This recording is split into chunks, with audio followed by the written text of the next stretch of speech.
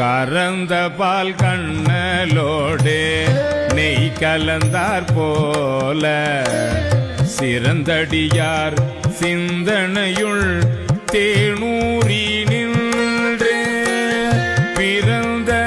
பிறப்பருக்கும் எங்கள் பெருமாள் நிறங்கள் ஓரைந்துடையாய் விண்ணோர்கள் ஏத்த மறைந்திருந்தாயம் பெருமாள் வல்வினையேன் தன்னை மறைந்திட மூடிய மாய இருளை அறம்பாவம் என்னும் அருங்கயிற்றால் கட்டி புறந்தோல் போர்த்து எங்கும் புழு அழுக்கு